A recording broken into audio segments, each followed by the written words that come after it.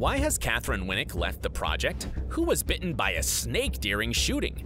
And how did one of the most epic shows of today's world begin? Hi, my name's Dylan, and today I'm gonna tell you some surprising things you didn't know about Vikings. Attention! Spoiler alert! Where has Siggy disappeared to? Could anyone leave such a successful project voluntarily? Like Jessalyn Gilsig's character, Siggy, who left the show on a very tragic note. Her finale wasn't cruel and bloody, like with many other characters. The actress gave an interview to The Hollywood Reporter, in which she shared the truth about why she really left the project. I had some personal things in my life that I needed to be there for, some family things, which everybody has sometimes. In the end of Season 2, Jessalyn had an honest conversation with the Vikings creator, Michael Hirst, and confessed she cannot stay in Ireland any longer and has to move on. The actress revealed that this decision was a hard one for her to make, but she had to do so. Michael Hirst totally understood her choice and offered Jessalyn the chance to decide on her character's fate herself. Together with Michael, they thought of an ending that Siggy deserved. In the end, Siggy's arc had a satisfying end, and Gilsig was free to attend her personal affairs without leaving loose ends in Vikings. Don't mess with Katheryn Winnick. This actress conquered both the audience and the critics with her acting, but few know of her other talent. Winnick is not just an actress, she's also a martial artist with a 3rd-degree black belt in Taekwondo and a 2nd-degree black belt in karate. By the age of 21, Katheryn had already opened 3 martial arts schools, but later she decided to become an actress instead of a Taekwondo mentor. It's no surprise that for her final fight, Katheryn Winnick, just like her co-star, Kieran O'Reilly, refused any stunt doubles. Kieran O'Reilly shared why the actors reached such a decision in an interview with the Metro Co. UK. Training took up a lot of energy, and they spent weeks getting ready for the battle. At the end of it, they were both physically exhausted, and that was exactly the effect that Kieran and Katheryn were trying to reach. We decided to do that so the exhaustion would be real, and it would transfer onto the screen that we were that tired, Kieran O'Reilly revealed. We all know how this severe battle ended, and we understand that such efforts were worth it. Everything started with a movie. A long time ago, Michael Hirst directed to film a historical drama about Alfred the Great, but everything ended with 6 fantastic seasons of The Vikings. How did that happen?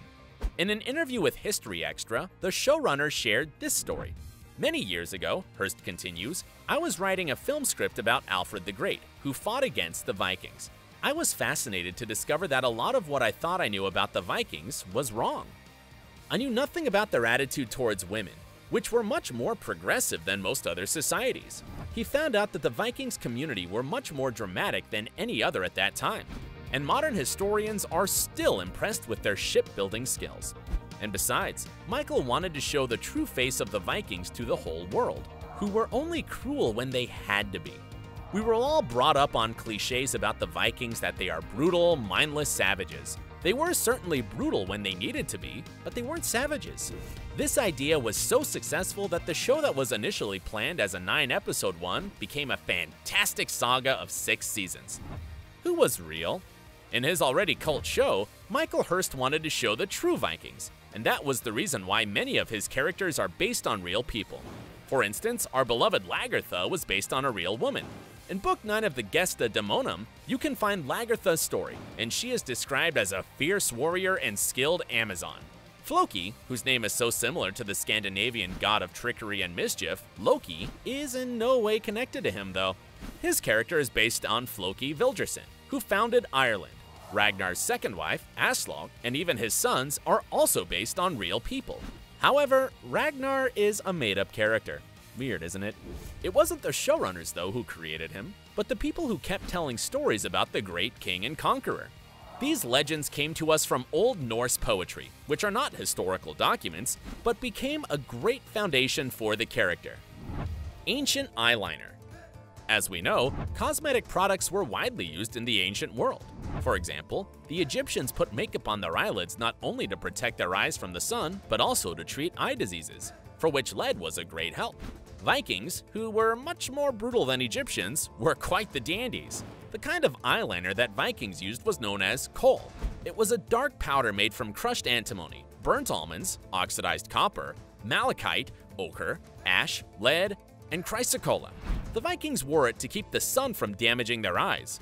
Moreover, many young men also used blush and bleached their hair with lye, as bright blonde guys were considered handsome in the Scandinavian countries. Expect a spin-off. Despite the fact that our favorite show ended at season 6, its showrunners aren't going to rest. The Vikings were so successful that many investors showed their interest. Netflix was most interested in the project and decided to start a spin-off, Vikings Valhalla, where events will take place 100 years after the original show. According to Netflix, the series concludes and dramatizes the adventures of the most famous Vikings who ever lived: Leif Erikson, Freydis, Harald Hardrada, and the Norman king William the Conqueror, also a Viking descendant.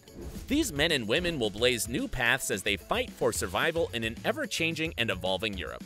This is the explosive next chapter of the Vikings legend. Will this project be successful, or will it, just like many other spin-offs, not withstand competition with the original show? We will only find out after the show airs. But what do you think? Will it be any close to the original? Why Travis Fimmel left Vikings? Despite the dramatic events on the screen, it seems that there were zero conflicts on the set of the show. It went a different way with this show, as almost all the characters that left the show did so because it was initially planned. When Travis Fimmel landed a job in a new project, he thought it was going to be a role for one season. As we told you, at first, nobody discussed 6 seasons. At the end of this one, and only season, Ragnar Lothbrok was supposed to die, so when it was clear that there will be more than one season, this character's fate was already known. And the showrunners just had to think of when they should do it. Fans remember Season 4 for the deaths of many favorite and leading characters. Ragnar, unfortunately, was not an exception, and his death, one of the most cruel ones in the show, will always be remembered. And even though Travis Fimmel simply acted, the pit with the snakes was a real one, although it was filmed with harmless representatives of the kind. That didn't stop the snakes from biting the famous actor. Oh, the things you do for your role. Everyone has a Floki. How many big projects with the last name Skarsgård on the cover have there been recently? It seems that this amazingly talented family have just taken over the industry. As you understand, the actor who portrayed Floki is a representative of this family, Gustaf Skarsgård. He's the second oldest Skarsgård child. He is older than Bill, who many know as Pennywise the Dancing Clown, but he's younger than Alexander, who we saw in True Blood and Big Little Lies. Gustaf is also the son of Stellan Skarsgård, who reminded us of his talents in the show Chernobyl about a year ago. No pressure. There's always a rivalry, Gustaf stated bluntly in the interview for ET when asked if he feels competitive with his brothers. Of course there can be jealousy and insecurities and whatnot, because that's inherent in this profession as it is. And then if you have that close to you, within your own family, if your brother is doing great when you are not, that's a reminder of that. In spite of this, he's always happy for his brothers when they reach success. Although, it's much easier to be happy for someone when you're doing well yourself, and Gustaf isn't hiding that. What language are they speaking? The Vikings air in English, but even despite this fact, the characters speak with a Scandinavian accent. The first director of the project, Johan Renck, was Swedish, and when the actors asked how they should speak, Michael Hurst pointed at the director and replied, "Speak like Johan." However, this wasn't the only linguistic decision of Michael Hurst that made the show so authentic. The first thing I decided was that I wanted the audience to hear what these people actually sounded like. And then it was a question of using these languages, starting with Old Norse, Anglo-Saxon, and Latin, without everything being subtitled. Languages play a very important role in the show, and even though it's not always clear what exactly the characters are saying, it's not the meaning of the words, but their sound that matters. The song, which was the soundtrack for our favorite Lagertha's death, was created especially for this heartbreaking scene. And even though we have no idea what its translation is, we understand its meaning, and that's why it makes us want to keep crying. We knew how the show was going to end back in 2015.